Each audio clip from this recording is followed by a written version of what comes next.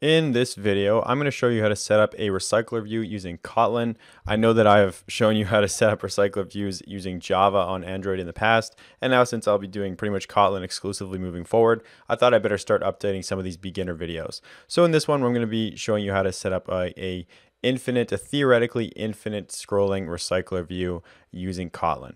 So on the screen here, I have an example. I have a RecyclerView. It's got some images, it's got some text. So there's a title. There's also a author associated with this fake kind of blog post in this RecyclerView. So you're going to be learning a couple things. You'll be learning how to display images and text in an infinite scrolling RecyclerView, and also how to use a CardView within this infinite scrolling RecyclerView. As you can see, there's kind of these little cards associated with each one of these list items. So pretty cool example, very simple example, but a very common use case.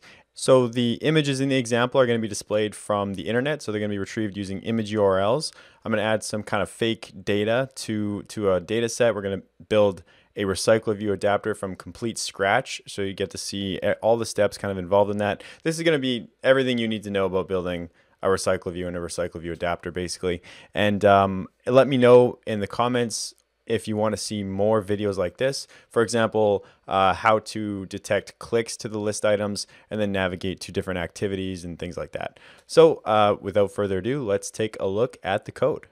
So as I said, we're going to be doing this from complete scratch. So I'm going to start by creating a brand new Android Studio project. I'm going to go to empty activity, go to next. I'm going to call this, just call it Kotlin RecyclerView example, or I'll do EX. I already have the example project on my computer. You can call it whatever you want, doesn't matter. Package name, where I want to save it. I'm actually going to save it to a different directory. This is going to go into my D directory, but again, it doesn't matter wherever you keep your Android Studio projects. I'm going to keep it right here inside of D Android Studio projects. Language is Kotlin, minimum's 21. And I want to choose the Android X artifacts because we are going to use Android X. If you don't know what Android X is, I have an article on my website you can check out. Go to codingwithmitch.com/blog, and there is a Android X article right here. What is Android X? It's just a way to organize dependencies. That's all it is, but you should know about it. So click that, go to finish, and let Android Studio build your project. Once Android Studio has built your project, you should be seeing something like this. Just a brand new project open up. We got activity main, and we got main activity. No big deal, nothing special here. So the first step is we need all of our dependencies. We need all the things that we're going to be, the external things that we're going to need for the project. So I'm going into the build.gradle app file. I can get there by expanding Gradle scripts over here and making sure that I have Android selected from the navigation up here. So opening up the build.gradle module app folder right here, or module app file right here. This is where we add any external dependencies that we're going to use for the project, things that aren't included in Android Studio by default. And to save time, I'm actually just going to go to the GitHub repository for this project. There'll be a link in the description of this video. It's called Kotlin RecyclerView example. It's just the code for this video. And I want to go into the app folder and then go into build.gradle right here. And here's where we can just copy those dependencies. It's just going to make things, it's just going to save a little bit of time so I don't have to type these out or find these in the documentation. So I'm just copying those.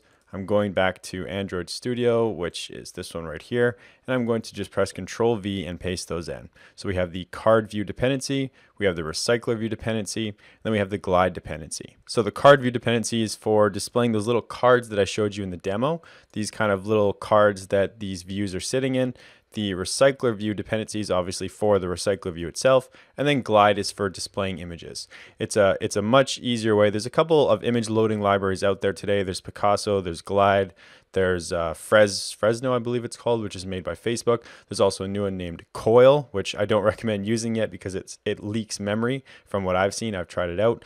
Glide is currently the one I go with, so just use that one if you don't know what I'm talking about, what I'm saying, and you're confused. Just click sync up here and keep following along with me. Okay, so the next step in this procedure is we need to model the data that we're going to be displaying in the RecyclerView. So as you can see from these list items from the RecyclerView itself, these are, I called this model a blog post because there's a thumbnail, there's a title, there's an author, and there's actually some content to the blog post inside of the model that we build. but you don't see that obviously because we can't click on them in this video. But the first step is always modeling the data. What do you want your list items to look like? So that's what we're gonna start building for the next step. So we need to build this model class. So I'm gonna go into the main package directory. Again, I'm just in the Android view here. I have Java, COM, Coding with Mitch, which is my package, RecyclerView EX, which is the name of the project. I'm right-clicking here, going to create a new package just to keep things more organized. I'm going to call this package models. And inside of models, I'm going to right-click, go to new Kotlin file, and this is going to be called a blog post because it's going to be a blog post object for modeling our data in our RecyclerView. So I'm going to create a new class. It's going to be class blog post. And inside here, we need to add some fields for this blog post. So I'm opening up the brackets here to create a constructor. This is something a lot more convenient with Kotlin as compared to Java. In the past, we had to add fields, add the getters and setters, add any methods. But with Kotlin, it's much easier. We can create something called a data class. And inside the data class, we can add the properties to this blog post object or to whatever model object you're creating, and you can just add them right here. So the first one's going to be a title, and the title is going to be a string. It's going to be of string type. The second parameter is going to be the body. That is also going to be string type. The third one is going to be an image. This is also a string type, and if you're new to Android development, you might think that's kind of strange. Why are we saving an image as a string? The reason behind that is we're actually saving a pointer to where the image lives on the internet, and I'll show you exactly what I mean. So if you go to this GitHub repository, github.com, Mitch Tabian, blog images, these are the images that we're going to be displaying in the application that I showed you here. So the images here are actually the ones that I'm showing in the app. They're being retrieved from this GitHub repository. So if I click on one of them, for example, codingforentrepreneurs.png, you can see that there is an image. It's a little too big to show on my screen, but there it is. So what we're going to be actually saving to our blog post model, if we look at our object again, we have an image field that's being declared as a string. What we're actually saving is if I go to open image in new window, this is what we're saving. This pointer right here, raw GitHub user content.com, Mitch Tabian, blah, blah, blah, blah, blah, blah, blah, blah, blah. It's a pointer to where that image is saved on the internet. That is why it's saved as a string, because this is a string. It can be saved as a string. Just like if I was to go, I can just go into main activity. I can just do value pointer equals string. There is a string that points to where that image lives on the internet. So that's kind of the concept behind that if you were not aware. Okay, so the last parameter is going to be the username. This is again going to be a string, and this is going to be the username of the author that has written the blog post. So next is the data source for the data in the RecyclerView, and I'll bring the demo application on the screen here just to show you again. So normally when if you're building an app in a real world application, or if you're a student and you're building some kind of an application, typically what you do is you're not going to be hard coding in the data into the project itself. You're going to be retrieving that data from somewhere else on the internet. Just to give you like another example, we can go to I built this website for students of mine to use just as a kind of an open source API. So it's openapi.xyz. Here, members on my website can create blog posts, and they can use this as kind of a place to test their applications. So they can retrieve this data from their apps and then display it. So usually, typically what you do in a real app is, say I wanted to retrieve the data for this blog post here on the screen. This one right here. It has an image, it has a title, has some content, just some fake content, it has a date, and it has an author. So if you wanted to build an app, you would want to retrieve that information from the internet. That's what you would do in a real world application. But to keep things simple, because this is just kind of a beginner RecyclerView example, we're going to be hard coding in the data into the project, because there's a lot more steps involved if you want to retrieve it from the internet. And I have courses on that on my website. If you're curious, you can just go to codingwithmitch.com, go to courses, and I have a bunch of courses on retrieving information from the internet, building apps. In particular, the REST API with MVVM and Retrofit 2. That is a good one. That's a good place to start. So anyway, we need a data source. So what I'm going to do is go into our main package directory, go to new Kotlin class, new Kotlin file, and I'm going to call this data source.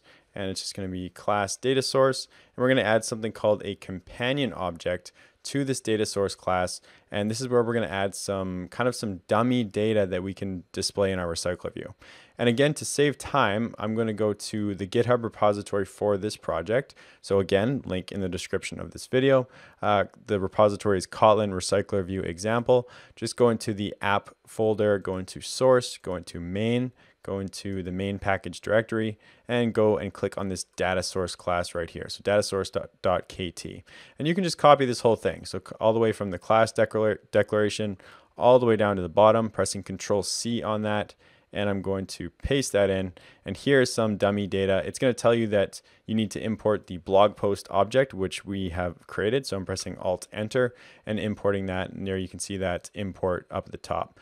So all this is it's a data source class with a companion object with a single method that returns an array list of blog post objects. And this is just hard-coded data. So you can see that each blog post has a title, each one has a body, an image, so that's just an image URL pointing to where that image is being stored on GitHub, and then a username to like a pretend author to that blog post. So it's pretty simple. There's just a bunch of dummy data that we're going to be displaying in our RecyclerView as you saw in the demo application.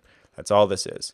And again, I want to say that in a real app, you don't do this. You don't hard code in data into your project. You get it from somewhere on the internet. You query a REST API, something like that. And again, I have courses on stuff like that if you want to learn kind of the next steps after playing around with this dummy data. Okay, so now that all the housekeeping is done, aka we have data that we can actually display in an app, we're ready to start with all of the RecyclerView stuff. So the next step is actually, the first step in creating the RecyclerView is building a layout for the list items. So I'll bring the example back on the screen here. So what do we want each individual list item to look like? That's what we need to design. So each one's going to have an image, it's going to have a title, and it's going to have the author kind of displayed in some smaller gray text down at the bottom. And once again, to save time, we are going to copy paste in a layout. So I'm going to right click on the layout folder, or the layout directory, go to new layout resource file, and this is going to be called layout. I'll do blog list item. So _blog _list _item. And this is typically what I like to name my list item classes, my list item layouts for any of my RecyclerView items. It's usually layout, the object, which in this case is a blog, and then _list item. That's just typically how I do it. Everybody does it a little different, but that's kind of my naming conventions that I like to follow. So here we are inside of our layout, and now I'm going to go back to the GitHub repository for the project again. By now you should know where it is. There'll be a link in the description of this video. And we want to go into main, go into res, go into layout, and go into layout blog list item. And I'm just going to copy this entire thing. So I'm highlighting everything, copying the whole thing, going back to Android Studio and pasting that in. And on the right here, it shows you kind of what that layout is going to look like. So we scroll up to the top, we have a card view. So we're making use of that card view dependency that we looked at the beginning of the video. We have a card elevation attribute. What a card elevation attribute does is, I'll bring the demo over here on the screen, is it kind of gives it this kind of shadow, this elevated look to it. And before I continue, I need to make sure my dogs aren't barking. So I'll be right back. So I'm back now. My dogs are no longer barking.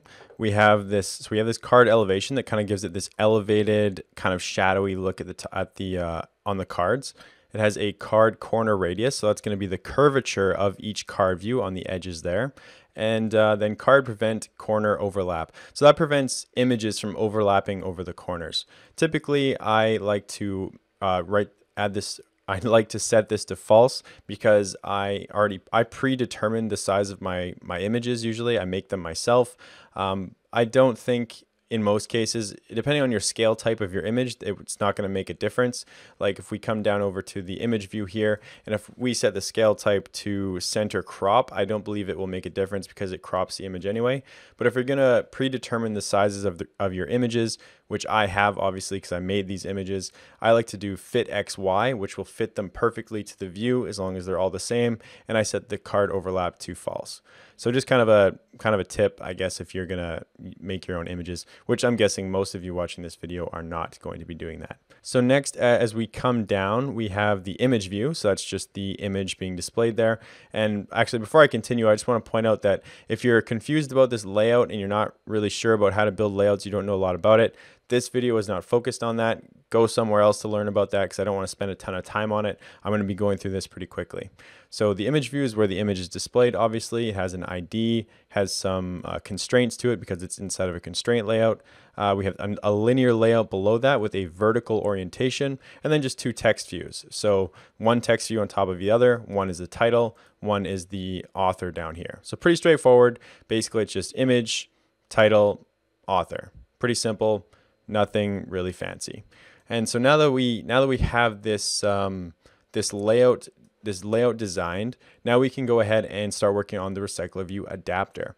And if you're new to Android development and you've never heard of this term RecyclerView Adapter, it's every RecyclerView that you build, you need an adapter class. What it does is it takes the data that you want to be displaying in that RecyclerView and it adapts it to the RecyclerView. So it adapts it to the RecyclerView and the layout that you designed for it. So like that layout that we just designed, we have a data set which we haven't gotten yet, but we want to adapt that data set to the RecyclerView. You always need an adapter. They're always very similar. So lucky for you, you can probably just copy mine. Okay, so let's get started building that adapter. I'm going to right click on the main package directory, go to new Kotlin file, and I'm going to call this blog recycler adapter. Typically, that's how I name my adapter classes. Like I said with the layout, everybody does it a little different. Usually I go like the object that it's going to be modeling and then recycler adapter. That's just typically how I do it. Again, there's no right way here. It looks like I clicked on the wrong package. This should be inside there. There we go. I'm going to close this to give me some more room, and let's start writing the class. So I'm going to go class blog recycler adapter, and I'm going to extend by RecyclerView.adapter. So I'm extending by the generic RecyclerView adapter class, and inside here I need to pass a type. So I need to tell it what type of view holder is going to be recycled in my list. So I'm going to be extending the generic RecyclerView view holder class because typically when you use a RecyclerView, you can display different types of views, different types of view holders. In this project, we just have a single one, but typically you want to extend by the generic one because that way you can very easily display different views. And if you want to see videos on that, make sure to leave a comment or leave a comment below, and I'd be more than happy to make videos if enough people want to see that. So the first step here is we need to declare the data set that we're going to be displaying in the list. So I'm going to go private var for a variable. It's going to be called items. It's going to be a list of blog post objects. And I'm going to set that equal to a new array list. So it's going to be an array list of blog post objects. And you can see up here, it's got this red underline kind of warning. This is telling me that I need to add whatever classes that are inside, or whatever methods are associated with the RecyclerView adapter extension. So I'm going to click Alt Enter on here, go to Implement Members. I'm going to highlight all of those and click Enter. I'm going to delete all of these to-dos by just pressing Control Y on each one of those. And these are all the required methods for a RecyclerView adapter. I want to add or cut this and keep this at the top. So these are the three required methods. You have onCreateViewHolder, getItemCount, and onBindViewHolder. Typically, I like to have them in this order. So getItemCount at the bottom, and that's because this is the easiest one. So all you got to do here is do items.size. So this getItemCount determines, it tells the RecyclerView how many items are inside of your list. OnCreateViewHolder is for telling the RecyclerView, or it's for creating the different view holders in the list. So if we take a look at the demo, each one of these is technically a view holder. So that's a view holder, that's a view holder. So this method is responsible for creating each one of those individual view holders. And I guess this is as good a time as any to tell you actually how a RecyclerView works. So it keeps only the list items that are visible stored in memory. So as the user scrolls, kind of only this view holder is kept in memory and shown to the user. This one down here, obviously, this one down here, and a couple above and a couple below. So as they scroll, it takes out the view holders that are not in view, and it adds the ones that are coming into view. So if I'm scrolling up, it's removing the ones from the bottom and adding the ones to the top. That's it's the most efficient way to display kind of infinite, a list with an infinite number of entries. It makes sure to optimize memory usage, basically. You don't want to be saving things in memory that aren't even visible to the user. There's no point in that. So that's kind of how it works. So now before we move forward, we need to build our view holder class. So every time you have a recycler view, you need to build a custom view holder class that describes what it means to, or what the views are going to be looking like in your recycler view. So you want to take the data from the data set and you want to set it to a view holder. That's basically how it works. So I'm going to create a new class. So class blog view holder, and I need to write constructor. And inside the constructor, you want to take a single parameter. It's going to be item view. It's going to be a view object. So I need to import view. And then I want to extend this blog view holder class, this one that I just created, by the generic RecyclerView view holder. So RecyclerView.viewHolder. And the reason I'm extending by RecyclerView.viewHolder is because that is the type that we passed up here to the adapter. So this is RecyclerView.adapter. The type is RecyclerView viewholder. So I'm creating a viewholder class, and I actually need to pass the item view as input here. So it's passing the view as input to the constructor of the view holder. And now inside of this custom view holder, we can set all of the properties to that view. So value, the first one is going to be the blog image, and you're going to be confused as to where I'm getting this from. So I'm going to tell you in just a second. This is going to be blog image. Next one will be the blog title. Whoops, it needs to be value. So value blog title equals item view dot blog title. And this one's going to be value blog author. Again, just hang on. I know you're confused. I'm going to explain this in just a second. And there's that blog author. So the parameters inside this view holder refer to the IDs inside of the layout for the RecyclerView items. So remember this layout blog list item? This is the layout for each individual list item in the list. If we take a look at the IDs, we have blog underscore image, we have blog underscore title, and we have blog underscore author. So those are the IDs that I'm referring to right here. So that ID, it might be a little confusing to you because these are actually named the same thing. So for clarity, I'll change the name of this. So I'll do blog title, blog image, and blog author. So item view dot this thing is the ID. So blog image is the ID of the image view right here, and blog title is the ID of the text view right here, and blog author is the ID of the text view right here. So that's how I'm associating these views to the view holder class, which is inside of our adapter. Now, the last thing I need to do for the adapter is create a bind method, and this is going to be responsible for taking each individual blog post object and actually binding it to the views in the layout. So binding it to these things right here. These have pointers to the view from the layout, and now I want to take the properties of the blog post and set them to those fields. So the first thing is going to be setting the blog title and the blog author, because those are simple. So blog title dot set text, and I just want to do blog post dot title, and I can copy that line by pressing Control D, and I just want to change this to blog author and set this to username.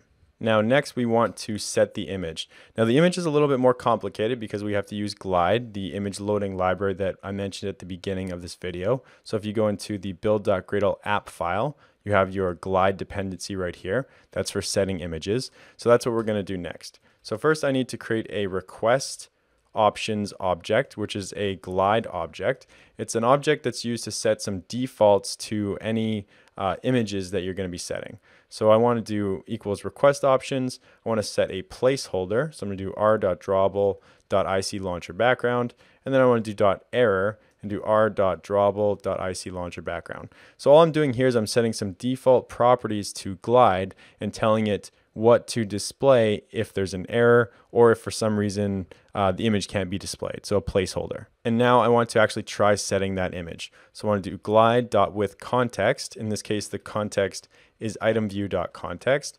I want to do load. So this is the image resource. So blog post .image. Remember, that's our image URL pointing to where the image is located on GitHub. If I go to GitHub, just to remind you, that could be this one, for example. If I was looking at a different one, it could be this one. You would click on it, go to this right here. That would be an example of one of the resources that are being displayed.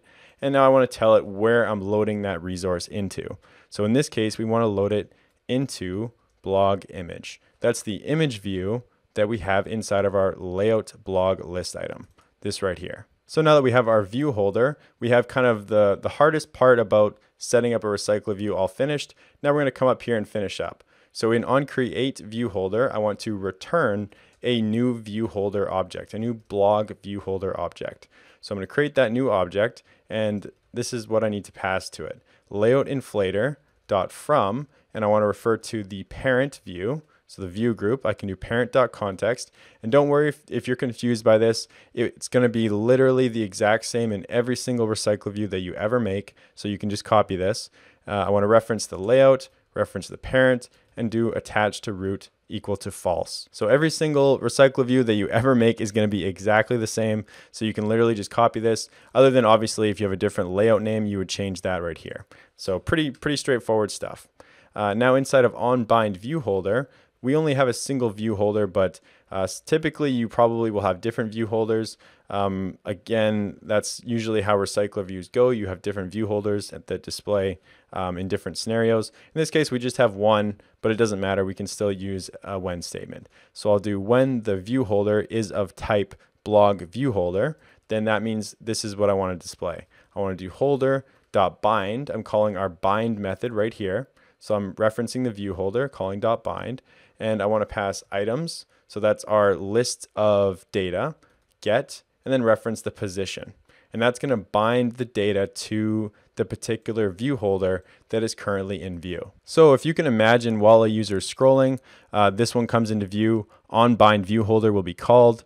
The data associated with that particular list item will be bound to the image, to the title, to the author. If I kept scrolling, onBindViewHolder would be called for this one. The image would be bound, the title would be bound, the author would be bound, and so on. That's the whole idea behind this. And that is pretty much it. The last thing we need to do is just create one more method called submitList. And this is how we actually submit the blog post data, the list of data, to the RecyclerView adapter. So I'm submitting a list of blog post objects, and I'm just going to do items equals blog list. That's all it is. I'm setting the data. Everything else will be handled. All right, so we are almost finished. The last kind of steps here is now just going into main activity, and we're going to set up the RecyclerView. So I'm going to come down below on create, and I'm going to create a new function, a new method.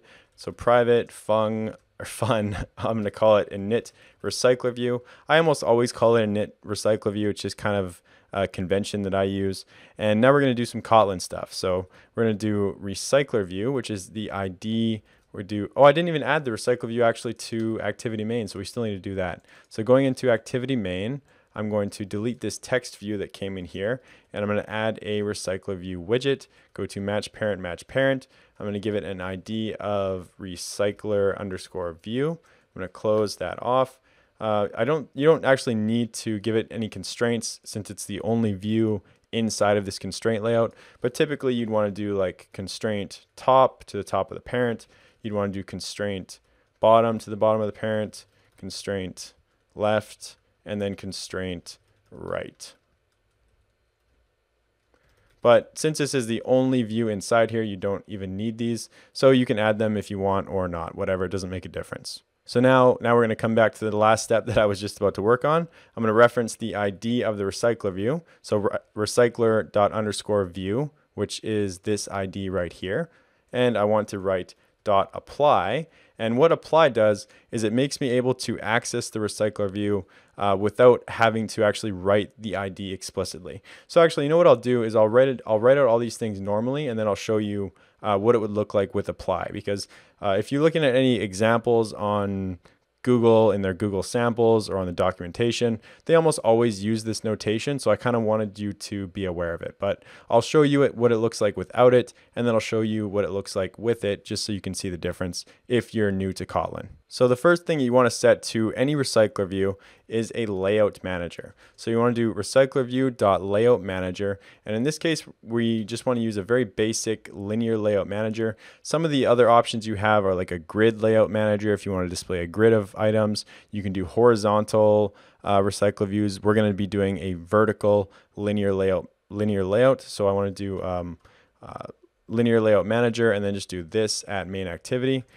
And that will set up just a basic vertical RecyclerView, which is what we're going to be using in this example. Now I want to initialize the blog post or the blog recycler adapter. So I'm going to be using a late init object, or late init type. So private late init var. I'm going to call it blog adapter.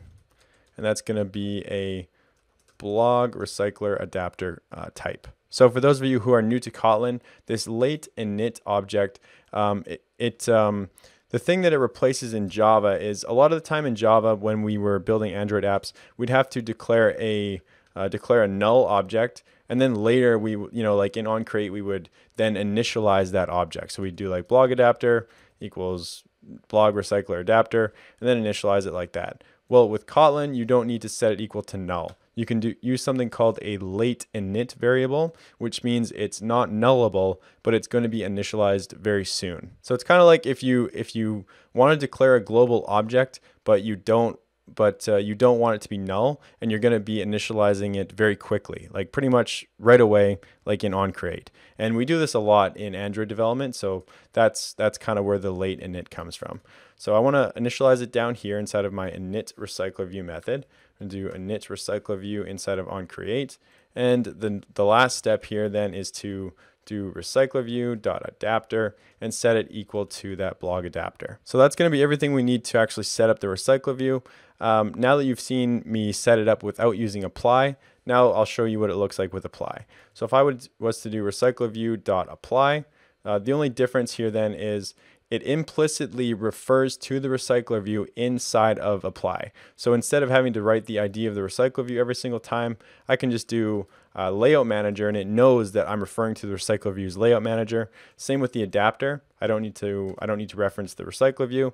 It just knows that I'm referring to the RecyclerView. So it's kind of just a more efficient way to write something if you're going to be applying a bunch of methods or a bunch of things to a particular object. In this case, it's the RecyclerView. So now that we have the RecyclerView set up, we need one more method to get the data and submit that list of data to the RecyclerView. So I'm going to do private fun add data set is what I'm going to call it. And I'm just going to do value data equals data source, do create data set, which is that method, that companion object within our data source class. So this create data set method right here. So I'm getting that data, that array list of data, and now I'm going to submit that list to my blog adapter. So I'm submitting the data. So now I just want to come up here into onCreate and do add data set. Now something's actually missing, but I want to run it before I show you the thing that's missing, just so you can kind of see what I'm talking about. Oh, I actually forgot something. Not the thing that I said I was missing, but we need to add internet permissions since we're retrieving images from the internet. So I need to go into the manifest, do uses permission, give it internet permission, and just close that off. Now I'm going to run that again. So just pressing the play button, and we'll take a look. And I forgot one more thing. In blog recycler adapter, I forgot to actually apply these request options. So underneath glide.with the context, I want to do apply default request options and then pass those request options. So we declared them, but I forgot to actually set them to glide. And that should be everything that we need. Now I'm going to come up here and run it, and let's take a look. And again, I want to point out that there's still going to be a problem with this, but I want you to see it first. So here's the application running. we have we have our images, we have our titles, we have our authors, all looking good, but it's not quite right. If you take a look at the demo app that I showed you at the beginning of that I've been showing you throughout this, there's a spacing here that we don't have with the current RecyclerView. So, and if you don't have that spacing, the cards don't really show properly, and you can't see the elevation, and it doesn't look as good. So we need to fix that. We need to add something called item decoration to the RecyclerView. So again, if we look here, there's no spacing. So we need to add some spacing. So this is actually very easy to do. I'm going to go into our main package directory, go into just right click here, go to new Kotlin file, new Kotlin class, and I'm going to call this top spacing item decoration. And this is going to be, so class top spacing item decoration, private value padding is going to be the input. So this is going to be the padding that's going to be in between the individual list items. I want to extend the RecyclerView.item decoration class, add the constructor, and now inside here I just need to insert one override method. So I'm pressing Control O, going to get item offsets, and making sure that it's the right one. That was actually the wrong one. I'm pressing Control Z to get rid of that. I'm going to insert, so I'm pressing Control O again, and I want to go to this one right here. Actually, I don't think it matters which one, as long as they both have the out rect right here, the out rect object. I don't actually think it matters, but I'm going to grab this one. And inside here, I want to apply some padding to the top of the RecyclerView. So to the rectangle of the view holder, basically. So I want to do outrect dot top and set that equal to the padding. So pretty simple stuff. Now I just need to come into main activity, and I need to actually apply that item decoration. So I'm going to go value top spacing decoration, we can just call it. Do top spacing decoration, pass some padding, so passing some kind of value for the spacing in between each list item. And then I want to just do add item decoration and pass that top spacing item decoration. Pretty straightforward, and it very easily adds some spacing. So if you didn't see what I did there, I just pressed Shift F10 to run the app again. Now the app is running. I'm going to bring it over on the screen here again. And we have now that spacing in between our list items. So pretty cool stuff. Very simple example. You can see that placeholder image being loaded as I was scrolling. We have our spacing, we have our shadow. Everything is working as we expect. So hopefully that was helpful. I know a RecyclerView is probably the most common thing you do in Android development. Pretty much every application has lists of data, and RecyclerViews are pretty much the same once you've done them enough. They're, the adapter is largely the same. The only thing that changes is the data that you're displaying, and then therefore the view holder that you build, and the layouts, the different layouts in them. And then you can add different stuff like item decoration, you can add animations, you can add loading view holders, all kinds of different stuff. But this was just an introduction, so I wanted to show you kind of the basics, displaying text, displaying images, setting up the adapter, and doing it all with Kotlin. So pretty basic stuff, but stuff you would use all the time in Android development. And before I end the video, I just want to mention my website once again. My website's a great resource for learning Android development for all levels. If you scroll down to the homepage of codingwithmitch.com, you can see kind of an Android learning path. I have courses for absolute beginners, and then all the way up to advanced, very advanced courses, anything from retrieving stuff from the internet, caching data, proper architecture. So I do a lot of stuff on Jetpack architecture. You can see up top, there's a course that I've been working on right here. It says Powerful Android Apps with Jetpack Architecture. This is a really good one. We're going to be using Kotlin, actually MVI architecture, not MVVM architecture, live data and view models, navigation components, which is a new way to navigate your apps using fragments, the room persistence library, coroutines, retrofit, Dagger, all kinds of really cool stuff. I really encourage you to check that out. Of course, that is a paid course, and I know not everybody can afford paid stuff. So if you can't, there's tons of free stuff on here. For example, my SQLite for Beginners course, that's completely free. So I encourage you to check out my website.